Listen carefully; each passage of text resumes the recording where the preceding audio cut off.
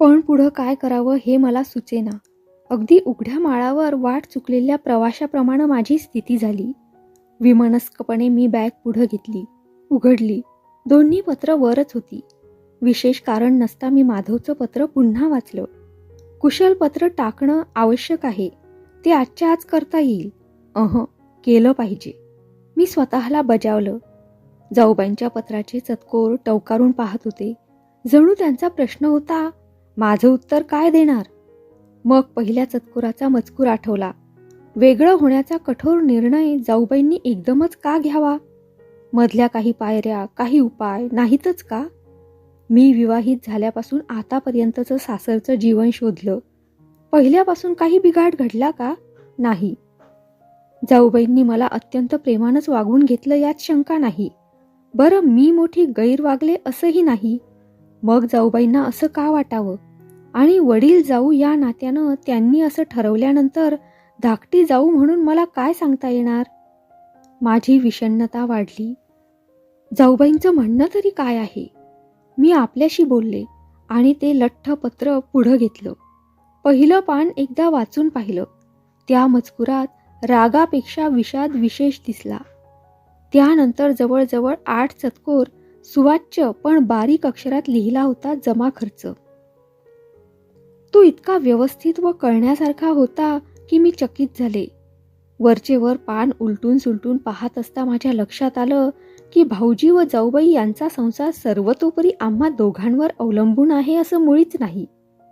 दुसरी एक गोष्ट लक्षात आली ती अशी की आम्हा पती पत्नींकडून जमा झालेल्या रकमांचा हिशेब फारच चोख होता. अलीकडील तरुण स्त्री पुरुषात आर्थिकदृष्ट्या हिशेबी असण्याचा गुण फारसा नाही. मी तरी या बाबतीत अजागळच होते. माझ्या मैत्रिणींमध्ये मजकडून हात उसने पैसे घेणाऱ्या बहुतेक साऱ्या होत्या. त्या संबंधीचं टिपण मजकडे नव्हतं. आपले पैसे परत मागण्याची मला अक्कल नव्हती व आठवणही राहत नव्हती. पण समोर असलेल्या जमा खर्चावरून मला आढळून आलं गेल्या 2 वर्षात मी 50-500 रुपयाला तरी डच्चू खाल्ला आहे. आणि या साऱ्यांचं टिपण जाऊबाईंनी पाठवलेल्या जमा खर्चात होतं. तो प्रकार ध्यानी येताच मी स्वतःशीच ओशाळले. ताईंनी इतका काटेकोर हिशेब का ठेवला होता? केव्हा तरी तू मीचा प्रसंग येईल म्हणून का? त्यावेळी आपण दोषी ठरू नये या दूरदृष्टीनं का त्यांनी ही सावधगिरी घेतली? विचार करिता मी आणखी भुईत गेले. जमा खर्चानंतर सदर होतं घरातील भांडी कुंडी, चांदीची भांडी, उंची वस्त्र प्रावरण व फर्निचर वगैरे यादीचं. इथंही तीच व्यवस्था, तोच बारकावा, तीच प्रांजल दृष्टी. शेवटी टीप होती ती अशी. सौ कुमुदबाई यांना वर दिलेल्या यादीप्रमाणे आपली सामायिक जिंदगी आहे. त्यांची निम्मेनिम वाटणी व्हायला काहीच हरकत नाही. थोडी तडजोड व तारतम्य राखलं म्हणजे झालं. पण यातही एक गोष्ट मी तुमच्या नजरेला आणते. तुम्ही येण्याच्या आगमागच भाऊजींचा पगार येऊ लागला. तुमचं दोघांचं वेतन घरात येऊ लागल्यामुळं मला थोडं शेफारल्याप्रमाणे झालं. तुमची स्वतंत्र मालकी मी अजिबात विसरले. माझं माझं म्हणून हव्यास धरला. संसार नेटका व टापटिपीचा असावा म्हणून झटले. उधळमाधळ मी केली नाही, पण खर्च झाला.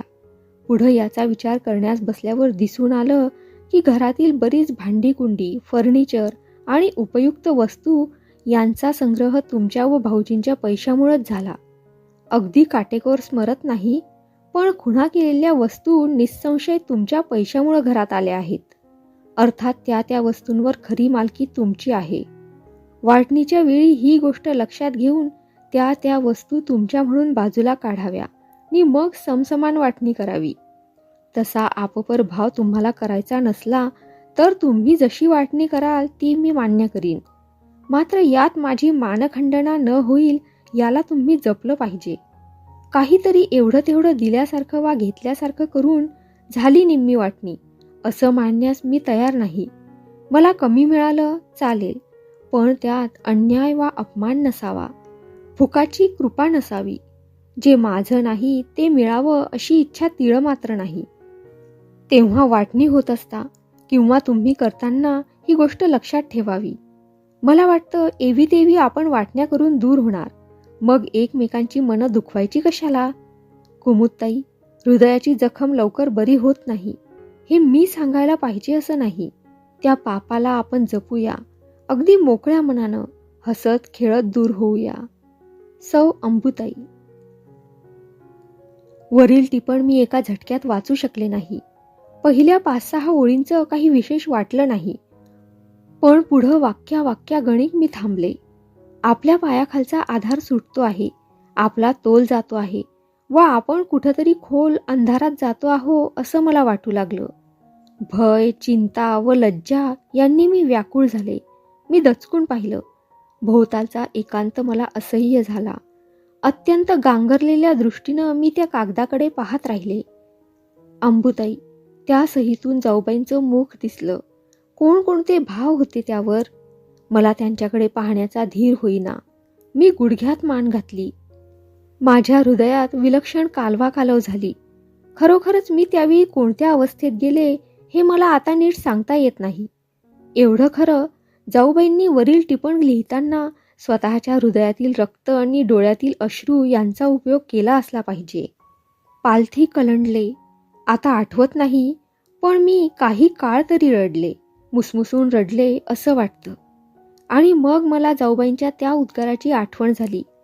कुमुद, तू पाठीवरून वार केला आहेस, तुझा प्रतिकार मी कसता करते.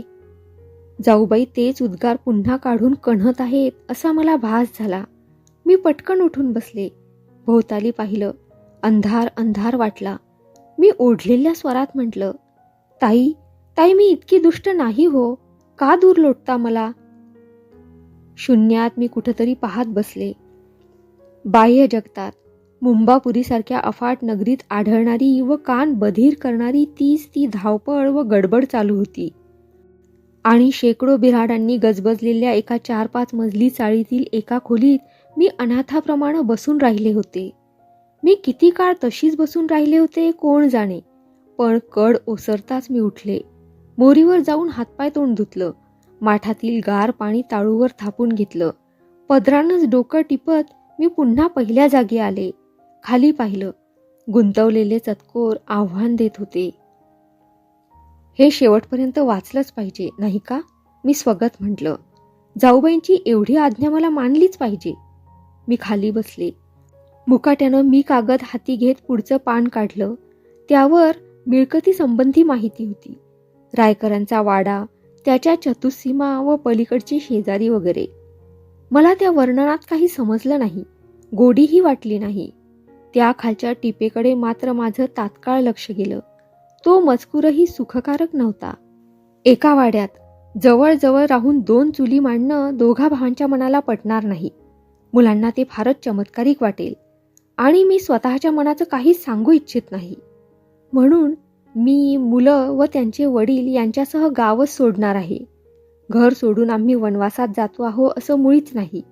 ती सारी व्यवस्था मी नीट केली आहे. जावा भांडल्या आणि धाकट्या जावेनं थोरलीला घराबाहेर काढलं असा बोभाटा न होईल याबद्दल आपण दोघी दक्षता घेऊ. तुम्ही तशी काही काळजी करू नये. अगदी मजेत निरोप घेऊ. सौ अंबुताई. मी सुस्कारा टाकला. जाऊबाईंनी सर्व बाजूंनी विचार केला होता. त्यांची तयारी होती. पण माझी तयारी होती का? कोणाचं कोणावाचून अडत नाही. मृत्यूनं शिक्कामोर्तब केल्यावर आपण कधी तक्रार करतो? आलेल्या भोगाला सादर होतोच. पण जिवंतपणी समजत असता निर्वाणीचा प्रसंग येणं वा ओढून घेणं कसं बरं वाटेल? मी तयार होते का त्या प्रसंगाला? मला ओरडून सांगावंसं वाटतं की मी मूर्ख गर्विष्ठ आहे, पण दुष्ट खास नाही. मी वेतन मिळवते याचा ताठा माझ्या अंगी आहे, पण माझी मिळकत फक्त स्वतःपुरतीच खर्च पडावी वा संग्रहित व्हावी असा हीन विचार माझ्या मनाला कधीच शिवला नाही. त्याचप्रमाणे पती समवेत वेगळं राहण्याच्या कल्पना माझ्या मनात मुळीच आल्या नाहीत असलं सोंग मी करत नाही. पण त्या उत्कट कधीच नव्हत्या हेही तितकंच खरं.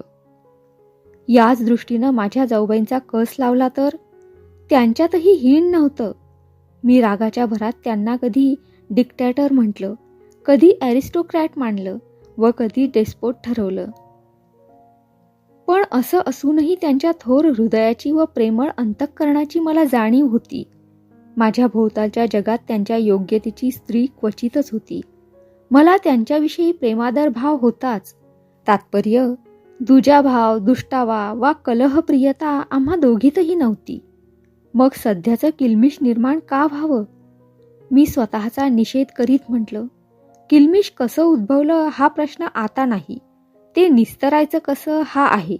मला वेगळं राहण्याची तीव्र इच्छा आहे हे ताईंनी पक्क गृहीत धरलं आहे. तो त्यांचा गैरसमज दूर करायचा कसा? समोर पडलेल्या कागदांनी सांगितलं. परिस्थिती निरुपायिक झाली आहे. जाऊबाईंशी पुन्हा तो स्नेह जोडता येणार नाही. कुटुंबातील एकोपा भंगलेला आहे. आलेल्या भोगाला सादर असलं पाहिजे. अगतिकता, निराशा, खेद, स्व अपराधाची खंत वाढली, दुस्सह झाली. माझं अवसान गळत चाललं. चित्ताची व्याकुळता एकदम वाढली. या शक्तिहीनतेमुळं मला बसवेना. मी आडवी झाले. उशाला हात घेऊन कलती निजले. डाव्या हातानं चतकोर पुढं ओढले. चाळा म्हणून मागची पुढची पानं उलटसुलट केली. तो ध्यानी आलं, स्थावरासंबंधीच्या हकीकतीनंतर आणखी काही मजकूर आहे. उताणी झाली. कागद छातीवर धरले. या नव्या मजकुराचं मूळ शोधलं. ताईंचं पत्र होतं ते. पहिल्या ओळीत 2च शब्द होते, प्रिय कुमुद. खडबडून जागी झाल्याप्रमाणे मी ताटकन उठून बसले. जाऊबाईंना मी अद्याप प्रिय आहे तर? मी नवल करीत उद्गार काढले. पदर कसा तरी खांद्यावर टाकून मी पत्र वाचू लागले. प्रिय कुमुद, सदैव सुखी अस, असा आशीर्वाद मी तुला अंतःकरणापासून देते आणि तुझ्याविषयी माझ्या मनात कसलंही किलमिश नाही हे स्पष्ट करण्याकरता माझं हृदय उकलून दाखवते. तू समजूतदार आहेस.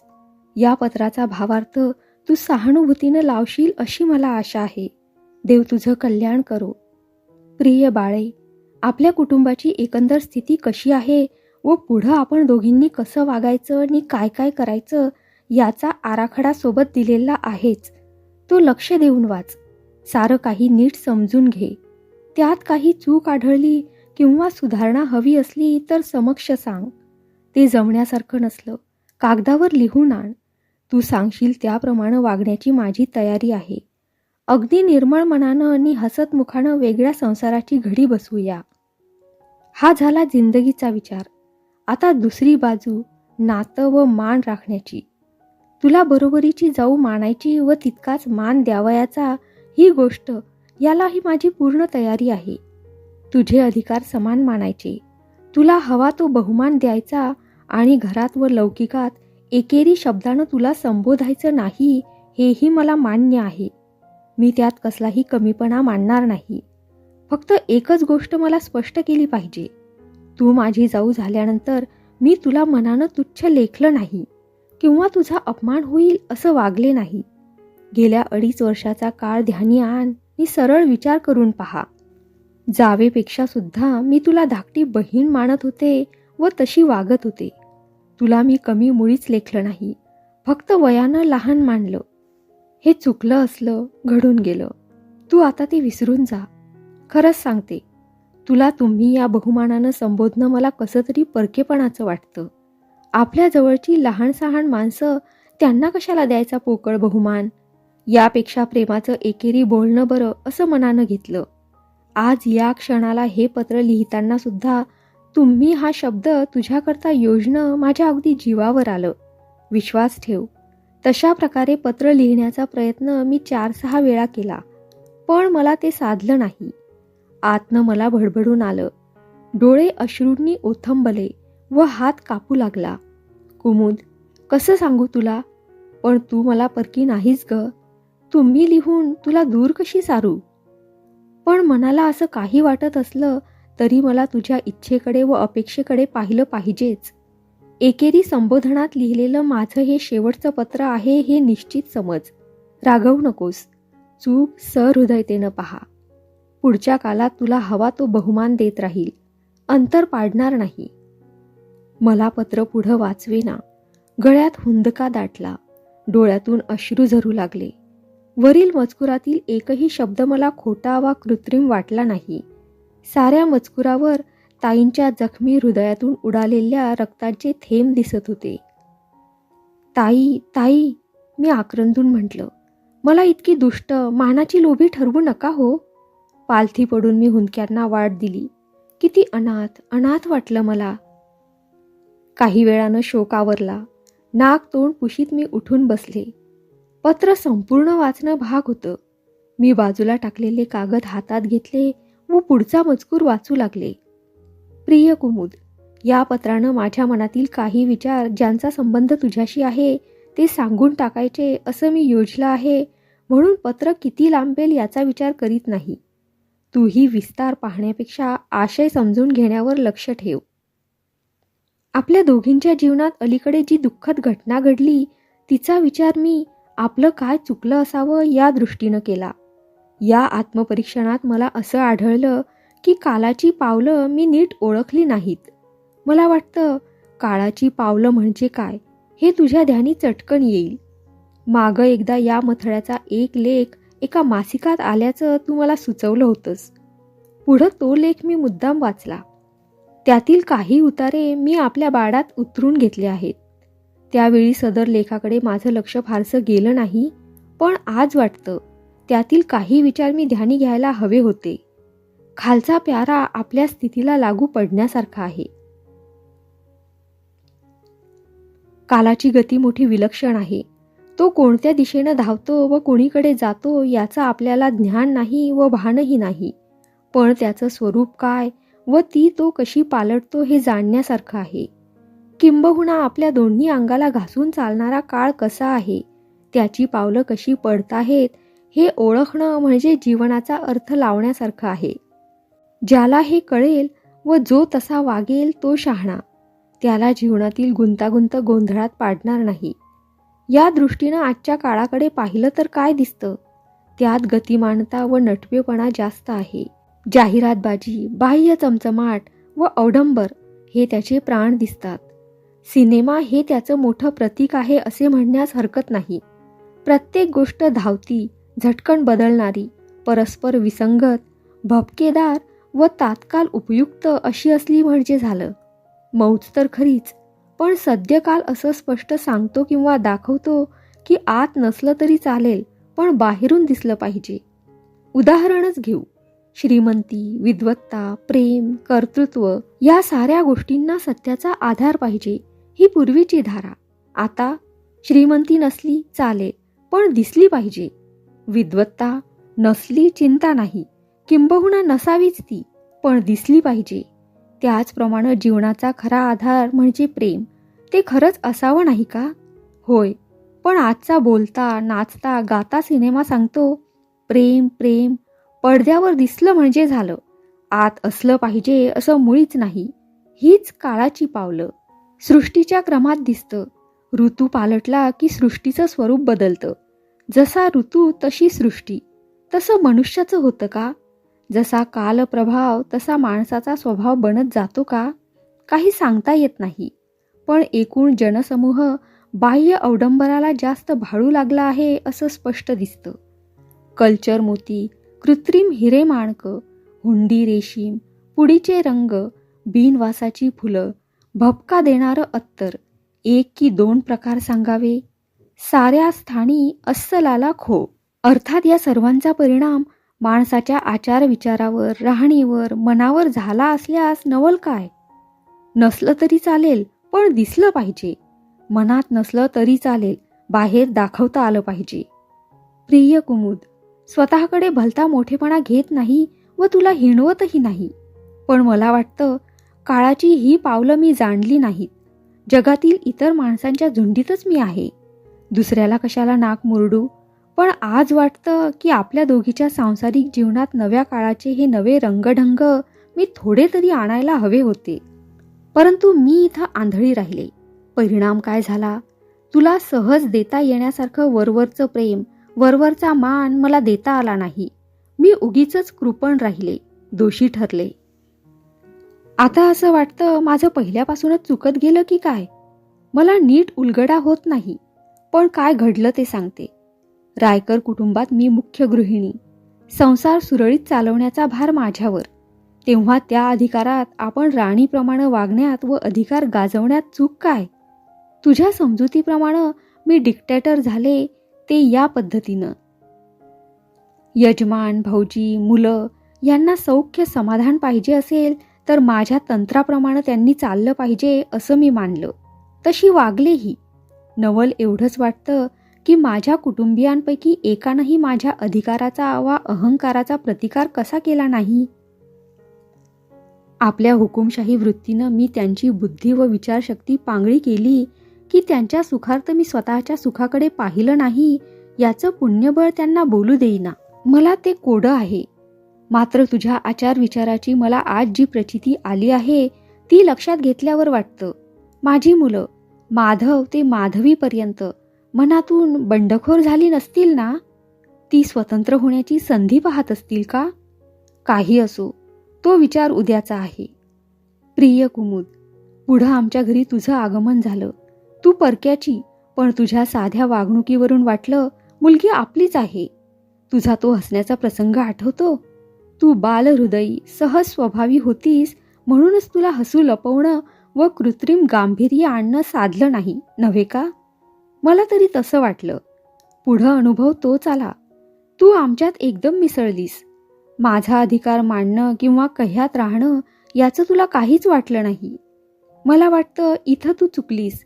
ते काही असो, तू आल्यापासून आतापर्यंतचं आपलं सांसारिक जीवन सुखासमाधानात गेलं यात शंका नाही.